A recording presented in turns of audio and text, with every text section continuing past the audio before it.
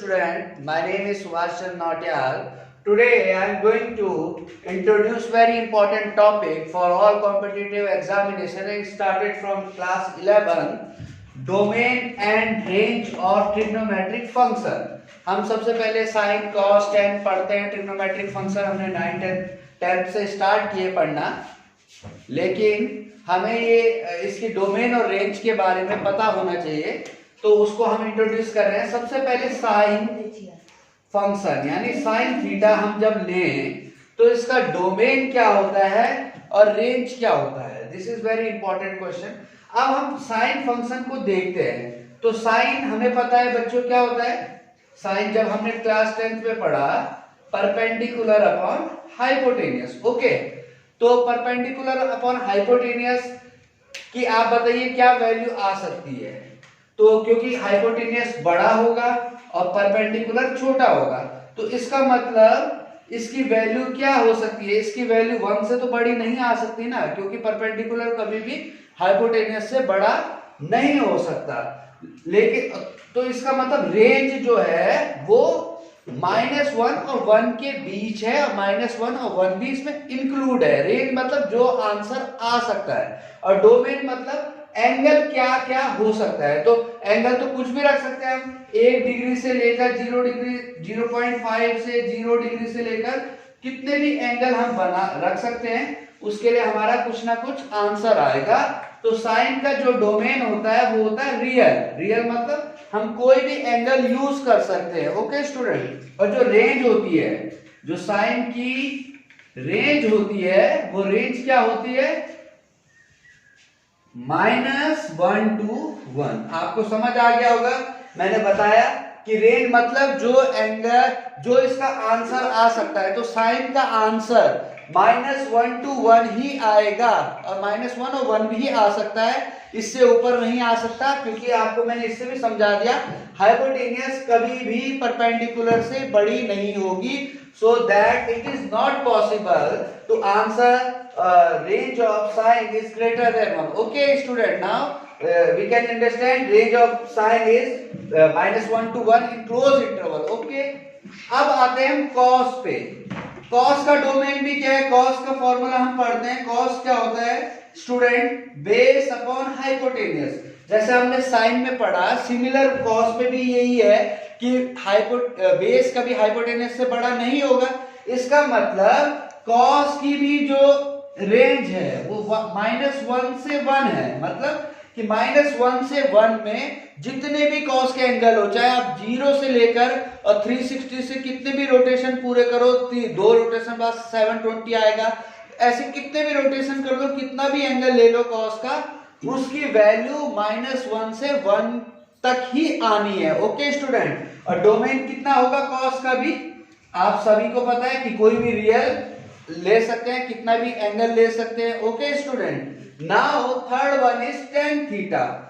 अब tan को अगर हम समझें तो tan क्या होता है स्टूडेंट, परपेंडिकुलर अपॉन बेस. तो अगर मैं परपेंडिकुलर रख दूं 20 और बेस रख दूं 10, तो इसका आंसर कितना आ जाएगा, tan का 2 आ जाएगा. और जबकि अगर मैं परपेंडिकुलर रख दूं 10 और बेस रख दूं 20, तो इसका आंसर क्या आएगा, 10/20, क्योंकि tan थीटा होता है परपेंडिकुलर अपॉन बेस. समझ आ रहा है आपको. इसका मतलब tan यहाँ पे 2 आ गया, जबकि यहाँ पे 1/2 आ गया. इसका मतलब tan का कुछ भी आंसर पॉसिबल है, क्योंकि परपेंडिकुलर कितना भी हो सकता है और बेस भी कितना भी हो सकता है एक राइट ट्रायंगल को बनाने में. Okay student. तो tan का जो रेंज है वो रियल है, लेकिन यहाँ पे इसके डोमेन में हमारे को रेस्ट्रिक्शन मिल जाती है. अब रेस्ट्रिक्शन क्या है, क्योंकि हमें पता है साइन tan थीटा होता है हमारे पास sin theta upon cos theta. Okay student. tan theta होता है sin theta upon cos theta. तो जहां जहां पे cos 0 होगा, जहां जहां पे cos 0 होगा, वहां पे tan नॉट डिफाइन वाली पोजीशन में आ जाएगा. Okay student. इसको हम समझेंगे.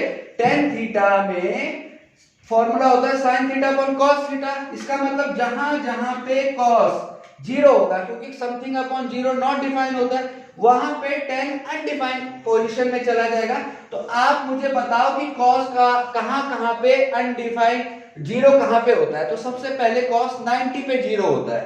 ठीक है स्टूडेंट, तो इसका मतलब रियल माइनस 2n+1 π/2। आपको पता है इसके n किससे बिलोंग्स कर रहा है, इंटीजर से बिलोंग कर रहा है। ओके स्टूडेंट, आप चेक कर लो, अगर n आप 0 रखो तो क्या एंगल हो जाएगा π/2, n 1 रखो तो 2 1 3 π/2, 3 π/2 पे 10 क्या होता है, 10 3 π/2 की वैल्यू अगर हम निकालें पाई प्लस π/2 तो 10 पाई प्लस π/2 क्या हो जाता है माइनस cot π/2, और cot π/2 क्या होता है cos π/2 बाई sin π/2, तो cos π/2 क्या होता है 0/1।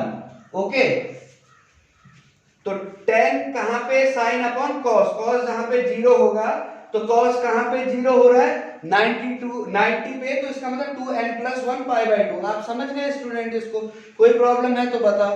इसके बाद cot, अब cot थीटा का फॉर्मूला क्या होता है स्टूडेंट, cot का थीटा हमने देख लिया, अब हमने देखा cot थीटा स्टूडेंट। अब cot का भी हमें फॉर्मूला पता है, cot का फॉर्मूला क्या होता है cos theta upon sin theta. अब सीधी सी बात है, cot हमें पता है कि बेस अपॉन परपेंडिकुलर होता है, cot थीटा क्या होता है बेस अपॉन परपेंडिकुलर होता है, क्योंकि tan होता है परपेंडिकुलर बेस, तो cot is reciprocal of tan theta, तो cot हो गया बेस अपॉन परपेंडिकुलर। और आपको पता है किसी भी राइट ट्रायंगल में आप बेस कुछ भी ले सकते हो, कितनी भी लंबी ले सकते हो, परपेंडिकुलर भी ले सकते हो, इसमें कोई प्रॉब्लम नहीं है। तो इसका मतलब कॉट का भी जो आंसर है वो भी कोई भी रियल नंबर आ सकता है, यानी कि कॉट का भी रेंज रियल है। ये स्टूडेंट आपको समझ आ गया होगा कॉट के फॉर्मूले से। अब इसका डोमेन चेक करें कि हम एंगल क्या रख सकते हैं कॉट में, तो आपको पता है कॉट क्या होता है cos अपॉन sin। इसका मतलब हमें वो वैल्यू नहीं लेनी जहां पे sin 0, वो वैल्यू हमें नहीं लेनी जहां पे sin 0, क्योंकि वहां से अगर sin 0 होगा तो अनडिफाइंड की स्थिति पोजीशन आ जाएगी। तो sin कहां पे 0 होता है, sin 0 होता है sin 0 पे, sin पाई पे, आपको सब पता है n पाई पे sin क्या होता है 0। तो इसका मतलब जो कॉट का डोमेन हो गया स्टूडेंट वो हो गया real minus n pi. Okay student, where n belongs to integer z। Now understand. अब आते हैं साइन के उल्टे रेसिप्रोकल कॉसेक पे। अब कॉसेक का आप आंसर बताइए मुझे क्या आता है। कॉसेक क्या होता है, कॉसेक होता है जैसे साइन होता है परपेंडिकुलर अपॉन हाइपोटेनियस, तो कॉसेक होता है स्टूडेंट हाइपोटेनियस अपॉन परपेंडिकुलर। तो सीधी सी बात है हाइपोटेनियस अपॉन परपेंडिकुलर है, तो इसका मतलब सीधा सा है हाइपोटेनियस तो परपेंडिकुलर से बड़ा ही होगा हर कंडीशन में। इसका मतलब इसका आंसर सब कुछ आ सकता है, बस -1 और 1 के बीच में नहीं आ सकता। -1 और 1 भी आ सकते हैं लेकिन इनके बीच में नहीं आ सकता। तो कॉसेक का जो रेंज होगा वो क्या होगा -∞ टू -1 और यूनियन लिख सकते हो आप 1 टू इंफिनिटी। ओके स्टूडेंट, या इसको अगर आप दूसरे तरीके से लिखना चाहो तो ऐसे भी लिख सकते हो रियल -1 टू 1।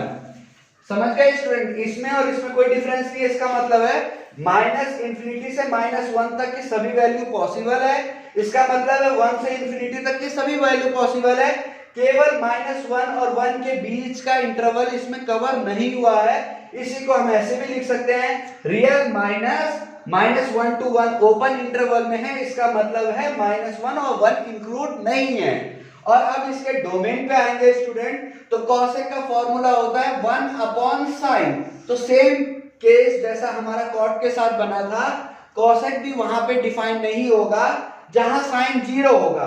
तो इसका डोमेन हो गया स्टूडेंट, इसका डोमेन भी हो गया r minus n pi, where n belongs to z, क्योंकि साइन 0 पे जब होगा तो कॉसेक 0 हो जाएगा 1 by sine 0, 1 by 0 not defined. वैसे कॉस n 1 रखेंगे तो पाई पे भी कॉसेक साइन पाई हो जाता है 0, साइन पाई माइनस 0 साइन 0। तो आपको ये समझ आ गया होगा। इसके बाद हम लास्ट ट्रिग्नोमेट्रिक फंक्शन पढ़ते हैं स्टूडेंट, कॉसेक के बाद सेक थीटा। ओके स्टूडेंट, अब आप सेक को समझिए, सेक थीटा क्या होता है। जैसे कॉस होता है बेस अपॉन हाइपोटेनियस, तो सेक होता है sec theta is hypotenuse upon base. और आपको पता है हाइपोटेनियस बेस से बड़ा होता है, तो इसका मतलब इसका आंसर भी सब कुछ आ सकता है, केवल -1 और 1 के बीच नहीं आएगा। क्यों?